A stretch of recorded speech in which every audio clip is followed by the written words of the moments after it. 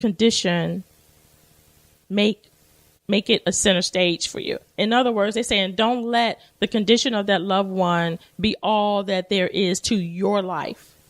They're a part of your life, but don't let your life dwindle down. Don't stop doing the things that you love to do. If it's if you don't go but to a movie once a month or a movie every week or one day a week, then continue to do that. Continue to live your life, even though it may be hard. And it's sometimes, and most of my friends say it's difficult to do, but they find the time to do something outside of the home or the living facility that they're in. And it helps them to keep going. It helps them to have and see a new perspective in life. And they become more peaceful. They become more equipped to continue to face the challenges that the loved one is going through. And you're more able to be more patient with that, with your loved one as well when you take the time to refresh yourself. Another tip they have is love, honor, and value yourself. And it said, you're doing a good job. You deserve quality time just for you. Like I just said, watch for signs of depression. Get professional help soon rather than later. And sometimes when depression comes, it's sudden. It's that little sudden, little things. You will know when you don't want to go anywhere. When someone offered to help, you don't want any help. You stop going outside. You don't want to answer phone. You don't want to eat. You don't want to sleep. And you want to just stay right there. That is an alarm to get help. And if it's professional help, that's a plus. If it's someone in your family you can reach out to, someone, a friend of yours or a neighbor that you can reach out and say, hey, I need help. I don't know what to do. I feel like I'm going to lose my mind or whatever the case may be. These are tools that you can have that will equip you to continue to live life, continue to be at peace with what you're doing, as well as be there for the person that you are taking care of. Another tip is to educate yourself about your loved one's condition. Be prepared for unexpected situations is empowering. And sometimes we don't feel that it is empowering knowing everything, because some of us feel like we can't handle everything that we know about the one that we're taking care of or the sick family member. But I can remember being with my dad. And there's one thing that my dad would always tell me whenever I come into his room. He would call me Dr. Opal. And the reason he called me that was because every time I came in, if a nurse wasn't in that room, I went to the nurse's station. I wanted an update. I want to know, what did the doctor say? I want to talk to the doctor. When you think the doctor coming in? How is my dad? Did he eat? How much did he eat? And all of these things became my inquiry every time I came to see him. To such a degree, my brother couldn't be with my dad during his last stages. And it just so happened I was working at my job then, and I've accumulated family leave. And I put in my family leave because it was told to us that our dad will not be here no more than 3 months. So I took all my family leave. And where my dad was in, he was in the nursing home, but the hospice section of the facility in Orlando. And in there, they had a family room. In the family room, they had a couch. They had, television and pull-out sofa, coffee, everything that you would need to kind of keep, for visiting, or if you want to relax and stay overnight. And so I did that. I went, picked up my, packed my clothes, came over, and that's where I stayed every day, except for one day when me and my mom was switched one day because she was up in age. She couldn't stay as long, and we didn't allow her to stay no more than one day. And I can't tell you how vital, how important, what a blessing it was to be able to do that for my dad, to be there with my dad, because it helped me to see what he was being treated for. It helped me to see how he was being treated. Because one thing I learned by being around and being in and asking questions and finding out things, the doctors and the nurses, they really want to tell you. Most of the time we don't want to ask, but they are ready. They want you to know what's going on, and they're eager for you to ask questions. So don't feel like you can't ask them, or you can't mention something, or, you can't touch them. No, they really want you to know, and they really want you to be fully informed. So this is a great tip that I really encourage any person who is caring for someone, or whether it's your loved one or a friend or a family member, to really get into the care for them. Really ask questions. And so during that time, my dad was in the hospital, like I said before, and I would just continue to ask questions. And that's how he gave me that name, Dr. Opal, because no matter what time it was, no matter when it was, he had to have testing. I want to know, what's the testing for? How long would the testing take? Because my dad had a pacemaker, and his pacemaker during that time wasn't really working properly because it's been in there for so many years. And I wanted to make sure, okay, is he going to make it through? Is he able to make it through? How heavy is the surgery? What are you thinking? So all of these questions I knew, not just for me, but I had to have the information. I had to have the questions because I had family members wanting to ask. So I needed to know so I can relay the message to everyone else. So we could all be on the same page. There wasn't anyone that didn't know anything wrong about my dad that I didn't tell them. We all knew what was going on. And not only that, it gives your family member the confidence and the peace knowing that they have someone there that is asking these questions, that is helping, that is seeking this stuff out, not just having your family member in the room and just letting it go what the doctor say, because you can't just do that. Take an active part in making sure your loved one is taken care of. It takes time. Yes. It takes effort. Yes.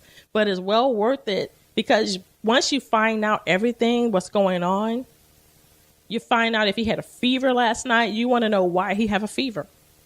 Was it because it's all, too many blankets? Was it an infection? Whatever the case may be, they are willing to tell you.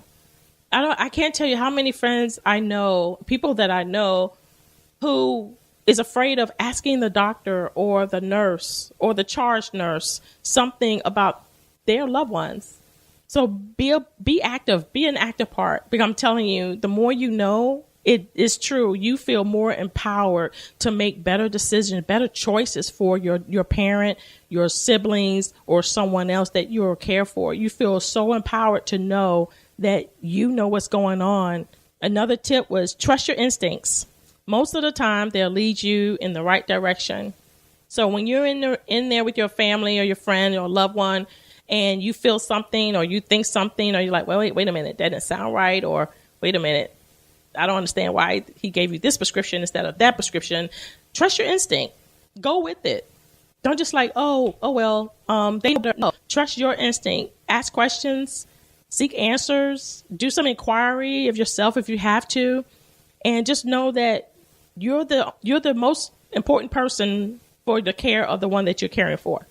Everyone else is a participant. Everyone else is there to support in the care and to help you, but you are the vital point. You are the vital part. You are the vital connecting source to your loved one. And the more you know, more you're aware, more you're empowered, the more you feel at peace and you'll feel comfortable. And sometimes you'll even prevent things from happening just because you just asked the question. So continue to be empowered by that. Another tip was live in the moment, embrace the good days and let go of the bad ones. I can remember sitting in the living room with my mom after my dad passed, and my mom, gosh, she's so strong. Her faith in the Lord, it just kept her through. And I remember I said, Mom, you've been married to my dad for 48 years. How are you handling this? How are you dealing with this? And out of her words, she said these very same things. She said, I remember the good times and I forget the bad ones. And the good times will keep you. The good times will give you that force to keep living, to keep going. But when we focus on the negative and we forget about the good, then we're focusing so much on the hurt and the pain, we become that, and it increases, and we think about all of that, and we begin to live it, and we constantly dwelling on it. How can you have a clear mind constantly dwelling on negative stuff?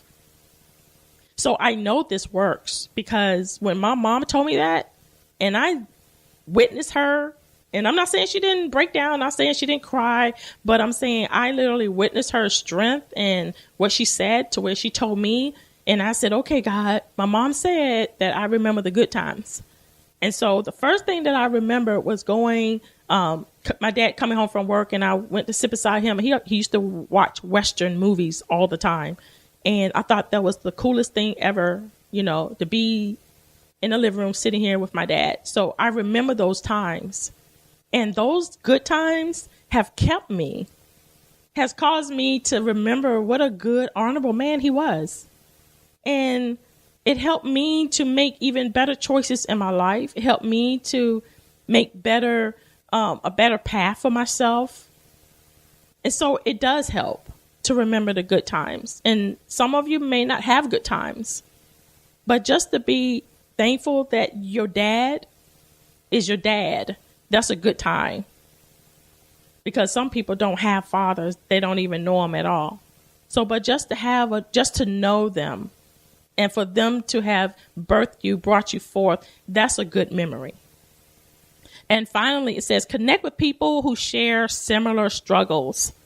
There is great strength in knowing you are not alone. And again, this is what this whole month and a half segment has been about.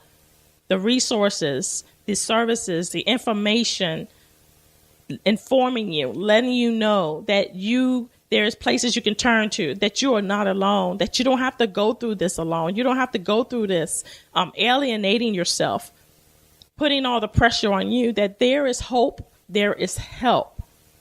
And the only thing that's preventing is you not willing to accept the help.